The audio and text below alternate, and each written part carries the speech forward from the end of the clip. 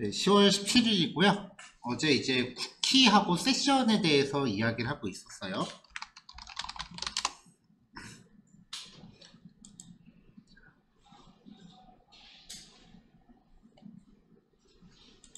그 웹페이지는 어제도 잠깐 이야기를 했었는데 그저께 얘기했구나. 일회성 통신이라고 해요. 그러니까 페이지가 이제 웹브라우저가 페이지에 접속을 해서 그럼 컨트롤러 메서드가 막 실행이 될 거 아니에요? 그리고 나서 HTML이 브라우저에 출력이 되고 나면은 그대로 실행이 종료되는 거예요. 그러니까 그 과정에서 생성됐던 변수 값들이 전부 다 사라지는 겁니다.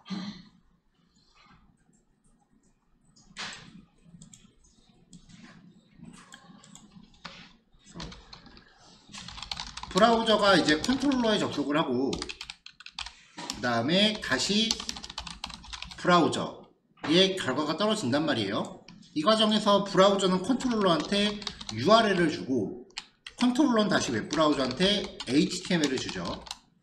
여기서 말하는 HTML은 이제 HTML은 CSS, 자바스크립트 전부 통합한 용어로 쓸 거예요. 이렇게 되면 이제 컨트롤러에서 생성됐던 변수건 뭐건 간에 웹브라우저로 HTML이 전달되고 나면 다 사라져요. 뭐 전역 변수를 만들건 싱글톤을 만들건 다 사라져요. 왜냐면은 프로그램 자체가 종료되는 거랑 똑같기 때문에 그래요. 그렇기 때문에 페이지 이동 과정에서 직전 페이지의 변수를 계속해서 사용해야 하는 경우가 있다면 1번 쿼리 스트링 파라미터를 누적하는 거. 2번 포스트 파라미터를 누적하는 거. 포스트 파라미터 누적하는 거는 인풋 타임 히든을 사용하는 거죠. 그 다음에 3번이 쿠키를 사용한다요. 자, 생각을 해보세요. 어저께 그 홈이라는 페이지랑 그 다음에 쿠키를 저장하는 페이지가 있었죠. 어제 예제 보면은 쿠키 컨트롤러에서 자, 첫 번째 예제 홈이라는 페이지에서 이제 작성을 하고 작성된 값을 세이브로 보냈어요. 그럼 세이브에서 쿠키를 저장한 거죠. 그리고 다시 홈으로 돌아갔잖아요. 그럼 쿠키를 여기서 읽었죠. 이게 시사하는 바가 여기서 생성한 변수를 다른 페이지에서 읽었다는 거예요. 단지 쿠키가 일정 시간 동안 사라지지 않는다는 게 아니라 모든 페이지에서 유효한 변수 값이 생성된다는 거예요. 그러니까 웹사이트 아무 페이지에서나 읽을 수 있는 전역 변수 같은 개념이 되는 거죠.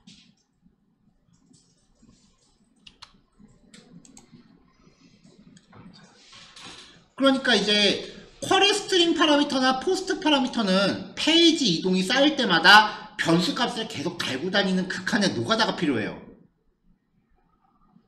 그래서 그저께 마지막에 그 설문조사 예제했던 거 그거 보시면 이제 아시겠죠. 근데 쿠키는 한번 저장하고 나면 아무 페이지에서나 다 읽을 수 있다는 게 포인트예요. 하지만 시간이 제한되어 있을 수 있고 그 다음에 사용자가 웹브라우저 설정에서 맘대로 지워버릴 수도 있기 때문에 중요한 값을 쓰면 안 돼. 얘는 불안불안하네요. 불안. 사용자가 삭제 가능. 1번하고 2번은 억지로 변수를 끌고 다니는 거고 3번은 확실하게 전역 변수를 만드는 건데 사용자가 지워버릴 수도 있다는 거지.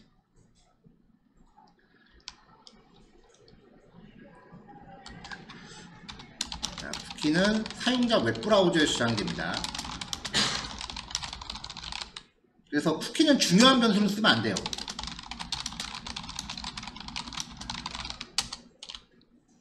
자, 오늘 소개해드릴 내용이요. 세션이에요.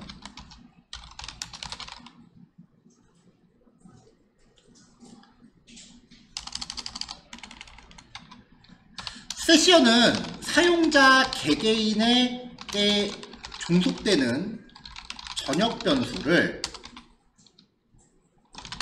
웹서버, 즉 백엔드가 직접 저장해요. 절대 브라우저한테 변수값이 전달되지 않습니다. HTML에다 출력문을 우리가 기술하기 전까지는 이 변수값은 외부로 나가질 않아요. 그래서 일단 보안엔 좋아요.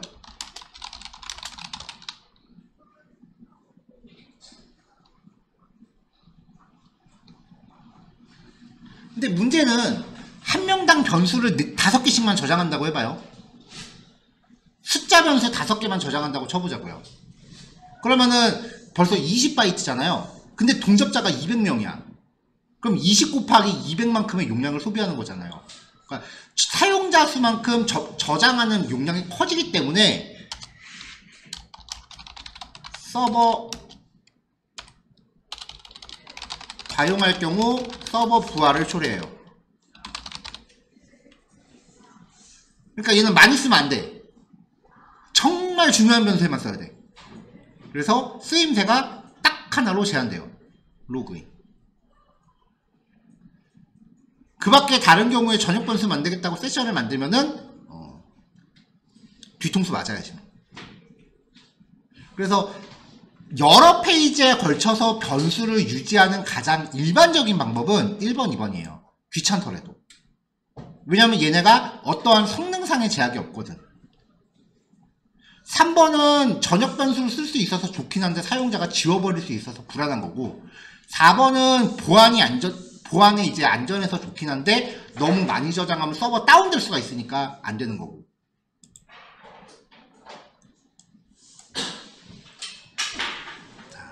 사용 방법은 세션이 훨씬 더 쉬워요.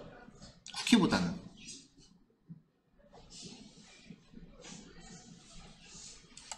자, 녹화 재개. 자, 요게 이제 그래서 웹페이지 상태 유지 기법이라고 불리는 4가지 기법이에요. 요 4가지 기법은 어떤 종류의 웹 프로그램이 와도 똑같이 적용돼요.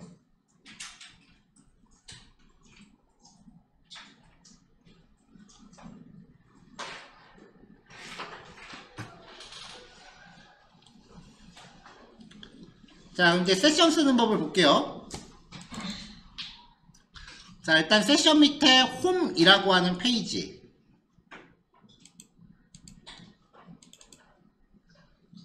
여기서 이제 어제랑 비슷하게 그 폼을 하나 준비하겠습니다.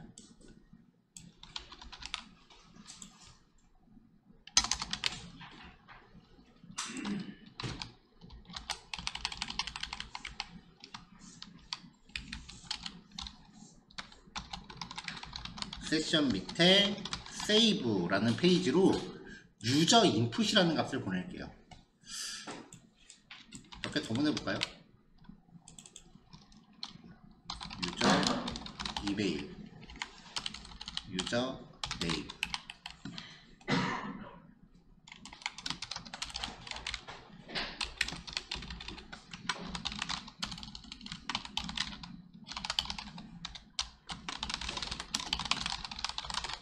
이름이랑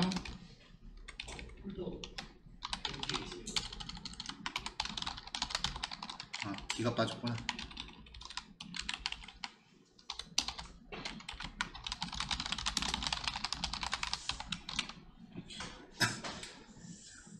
저 지금 키보드하고 마우스 둥그리를 안 가져와서 지금 이 학원 키보드 쓰느라고 오타가 좀 많을 수 있어요.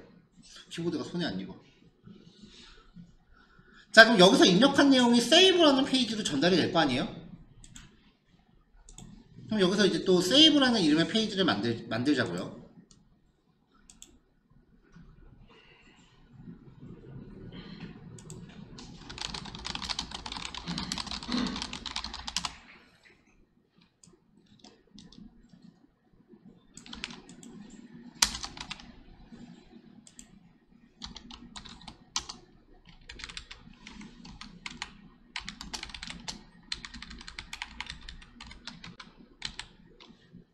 자, 세션 밑에 세이브였죠?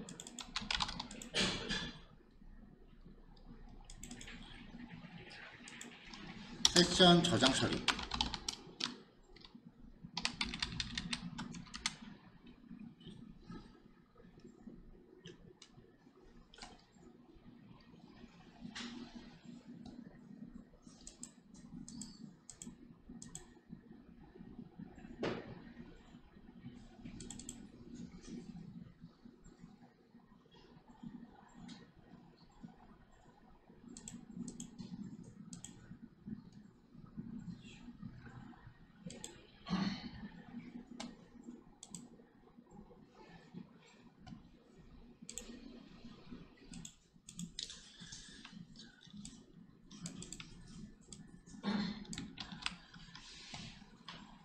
자, 세션을 사용하기 위해서는 이제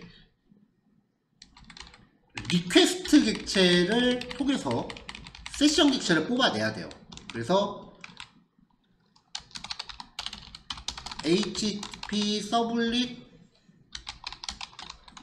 리퀘스트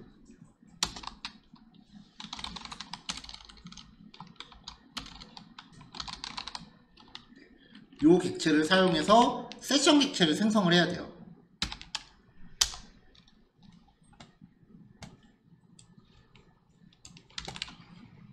자, 어떻게 뽑아내느냐? request.getSession이라는 메서드를 호출하면 됩니다. 자, 그럼 이제 사용자가 입력한 값 두 개가 있었잖아요. 전 페이지에서 요 두 개를 받아볼게요.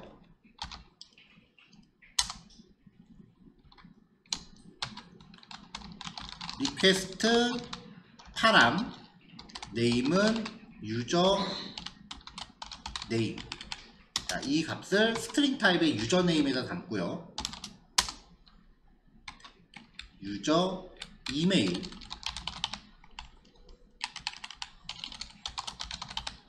요 값을 이제 변수값 두 개를 이제 담을게요.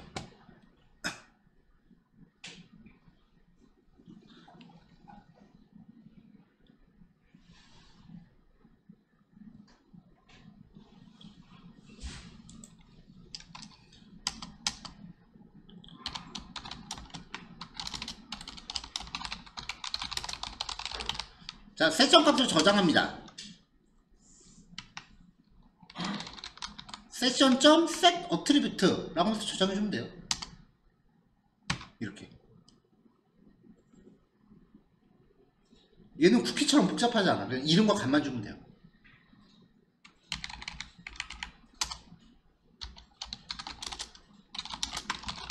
원래의 페이지로 되돌아갑니다.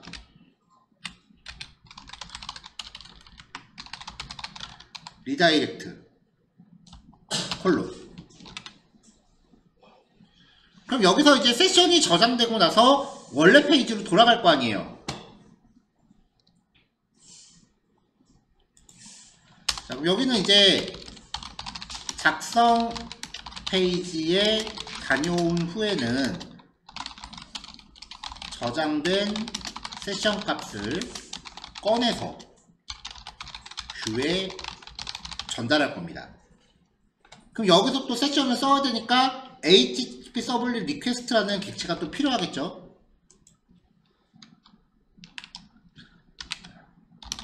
이 컨트롤러 메서드 파라미터 순서는 상관이 없어요. 이렇게 선언해도 되고 이렇게 선언해도 돼. 알아서 돌아요. 그러니까 파라미터 순서는 신경 안 써도 됩니다.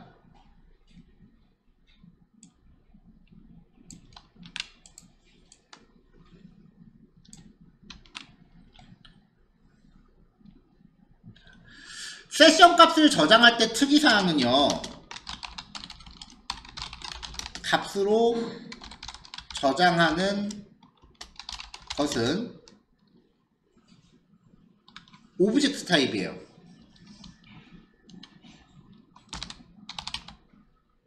여기 메서드 정의되어 있는 걸 보면은 파라미터가 오브젝트 타입이에요. 그럼 여기서 발생하는 자바 프로그래밍의 원리. 자, 오브젝트 클래스는 모든 클래스의 부모 클래스라고 했죠.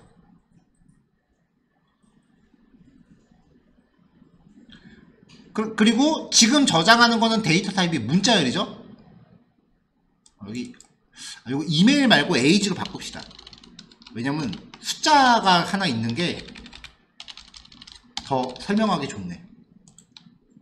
여기를 유저 age로 바꿀게요.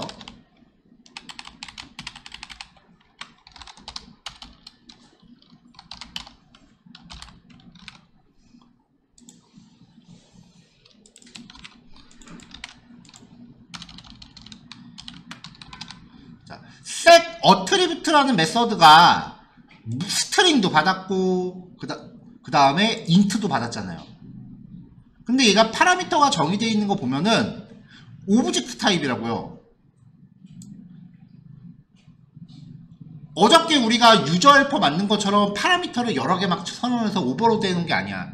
system.out.printf는 똑같은 메서드가 파라미터 데이터 타입별로 다 만들어져 있어요. 얘는 오브젝트 타입으로 퉁쳤어. 이 오브젝트 클래스는 모든 클래스의 부모 클래스라고 했죠. 스트링은 변수예요, 객체예요? 객체지? 그러니까 부모 클래스로 형변환될 수 있을 거 아니에요. 자식은 부모로 그냥 형변환될 수 있다 그랬어요. 암묵적 형변환. 그걸 우리가 박싱이라고 불렀었죠. 업캐스팅 내지는 박싱이라고 한다고 했습니다. 이 set attribute 메서드는 객체가 전달되면 오브젝트 타입으로 자동 형변환돼서 들어가요. 박싱이 된 거야. 근데 int는 얘는 객체가 아닌데 어떻게 들어갔을까? 그치, 인티저 클래스로 형변환돼서 들어가요. 일단 인티저로 바뀐 다음에 걔가 오브젝트로 바뀌어서 들어가는 거야.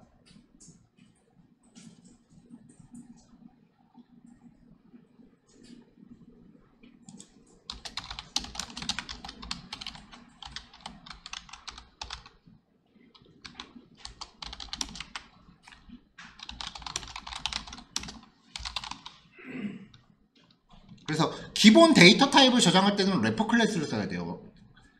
근데 래퍼 클래스가 기본 자료용이랑 호환이 되니까 여기 저장하는 거는 지금 int가 아니라 인티저 객체로 자동으로 바뀌어 들어가는 거야.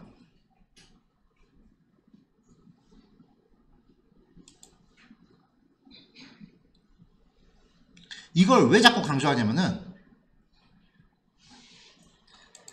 자, 저장할 때 set attribute라면 꺼낼 때는 메서드가 뭐겠어요?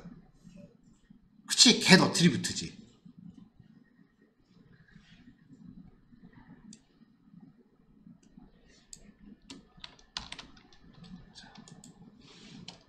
자, 그래서 아까랑 똑같이 리퀘스트 객체를 사용해서 세션 객체를 먼저 만듭니다.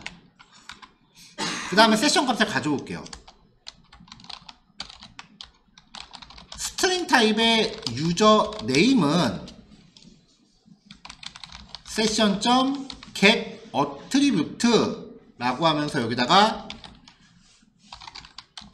유저 네임을 주세요 라고 하면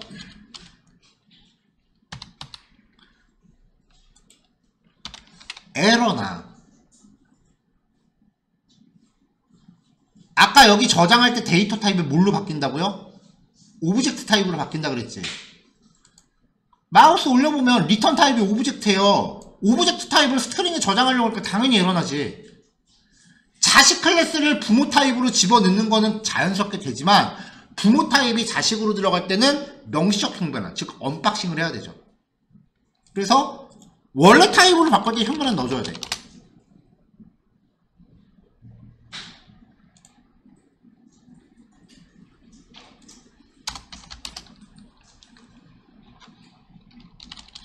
오픈박스 처리가 일어난다가 아니라 를 해야 한다.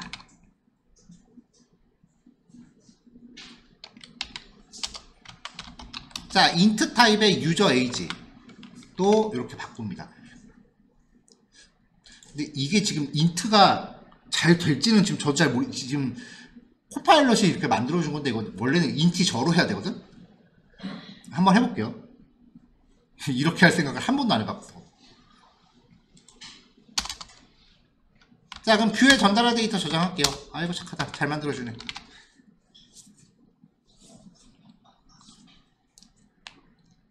그럼 이제 뷰에서 출력을 해보자고요.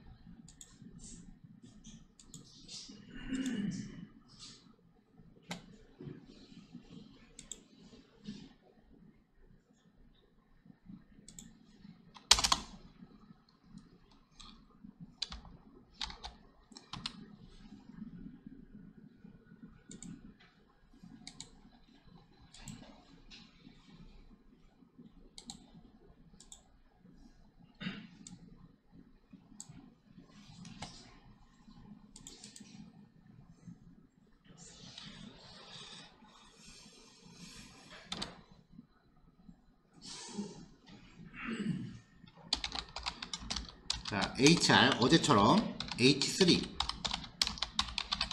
세션에 저장된 값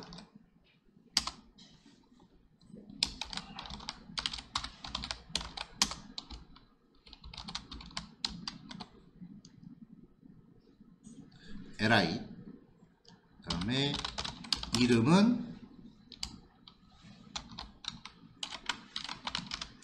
스팸 th 텍스트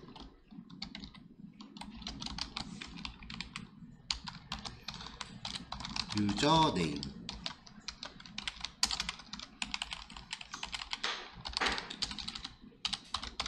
나이 저 H.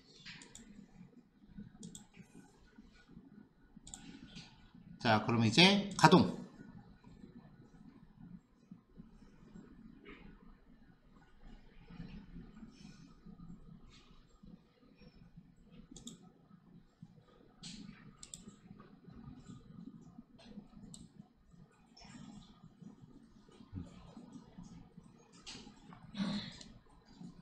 역시나 에러나요. 27년. 이거 안 돼요. 이거 안 돼. 네, 기본 데이터 타입을 가져올 때는 래퍼 클래스를 써야 돼요. 인티저로 해야 돼. 괜히 코파일럿이 만들어준 코드 그대로 믿었다가 망했네. 그러니까 AI 쓰는 건 좋은데 AI가 만들어주는 코드가 절대적인 게 아니라는 거. 그게 맞는지 틀리는지 본인이 판단할 수 있어야 돼요. 안 그러면은 되게 위험한 거야.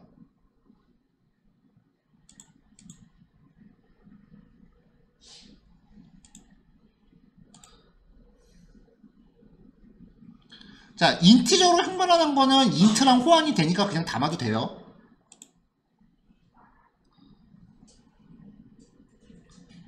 아직 에러가 납니다. 18란. 아, 처음에는 값이 없어서. 자, 지금 에러가 나는 게 뭐냐면은, 지금 에러가 나고 있는 상황이 뭐냐면, 처음에 페이지 1로 들어왔죠. 처음에 이 홈을 접속을 하잖아요. 왜냐면은 페이지를 보여줘야 되니까, 작성 페이지를 보여줘야 되니까. 그럼 일단은 저장되어 있는 세션이 없단 말이야. 그럼 얘는 꺼내면 값이 없겠죠. 얘는 널이 대입이 돼. 문자열 객체니까. age도 없죠. 그러니까 얘도 널이야. 인티저로 변환까지는 돼. 객체니까. 근데 널을 인트로 바꾸려고 하면 이제 망하는 거지.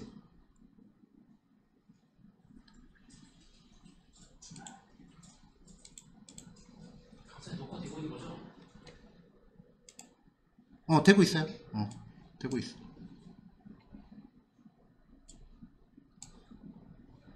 화면 체크 한번 해볼까? 화면도 제대로 잡혀있어.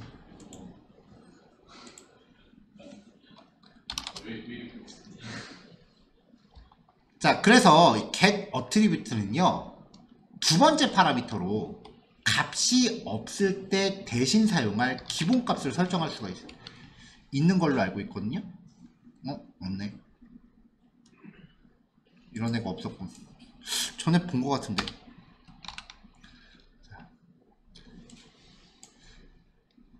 자, 그럼 이제 얘를 뽑았는데 얘가 만약에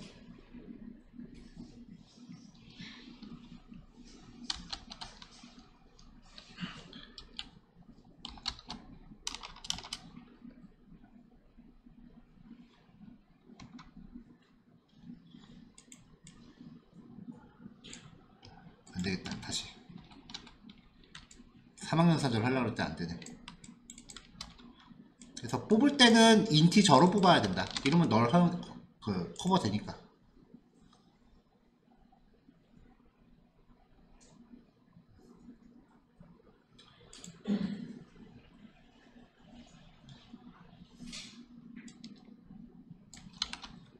그래서 값을 꺼낼 때 널일 수도 있다라는 거에 대해서 조심하셔야 돼요.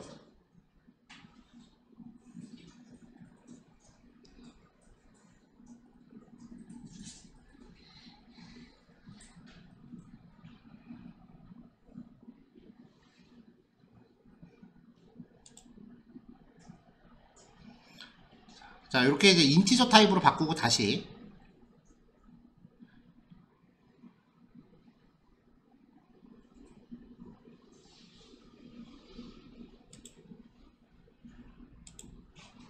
자, 이제 정상적으로 페이지가 나오죠.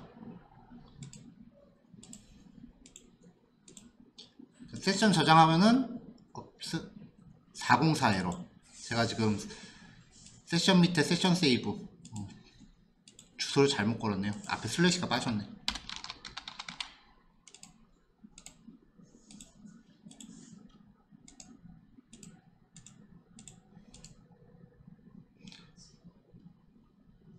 메소드 not allowed. 포스트 방식으로 보내놨는데 개수를 받았겠지. 에러 메시지 보면 답이 다 나와요. 이건 아까 에러구나. 자, 아직 저장 안 했으니까. 자, 메소드 not allowed. 여기서 말하는 메소드는 get, post, put, delete 그걸 얘기하는 거거든. 그러니까 접근한 방식이랑 컨트롤러가 허가하는 컨트롤러의 명시된 방식이 안 맞는 거예요. 에러 메시지를 보고서 원인을 찾을 수 있어야지 어디가 잘못됐지 하면서 코드 전체를 그냥 다 숨은 그림 찾기 하고 있다. 모르는 거야, 그건.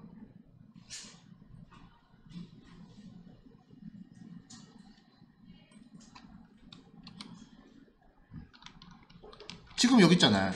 메소드 포스트가 지원되지 않습니다 라고 나오잖아요.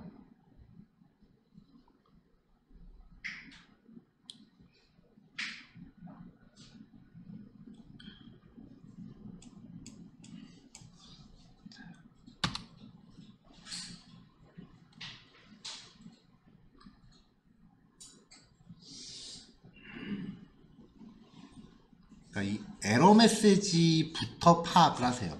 고치는 방법은 몰라도 돼. 일단 고치는 방법을 터득하는 것보다 에러 메시지를 먼저 판단하는 게 먼저예요. 에러 메시지에서 에러 내용이 판단이 안 됐다라는 거는 어디가 아픈지도 모르는데 수술대 올라가서 배부터 째는 거야, 그냥.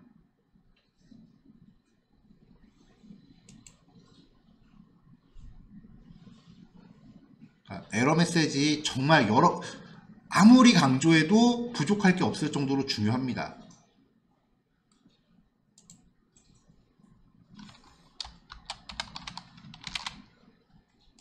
자, 포스트 매핑으로 다시 넣고요. 임포트도 다시 했습니다.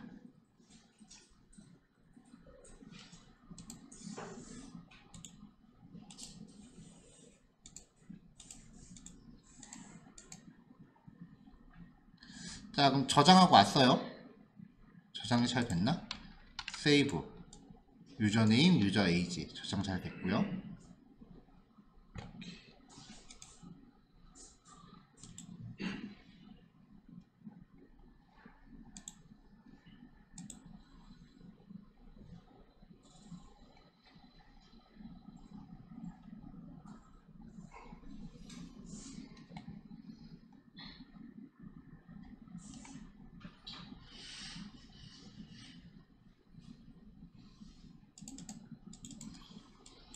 그다음에 유저네임, 자, 꺼낸 변수를 유저네임과 유저 에이지라는 이름으로 꺼내서 뷰로 보냈고, 근데 보낼 때는 이렇게 보냈는데 add attribute에서 첫 번째 파라미터로 지정하는 요 이름이 뷰가 식별하는 이름이에요.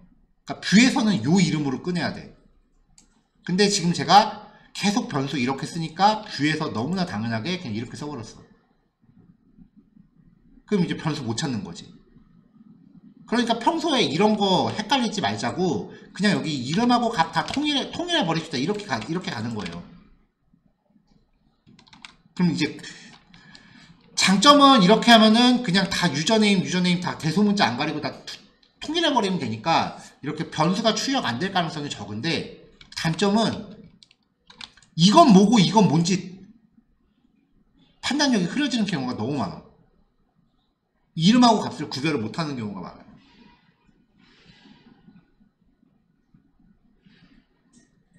그래서 요거는 설명할 때마다 진짜 고민이야.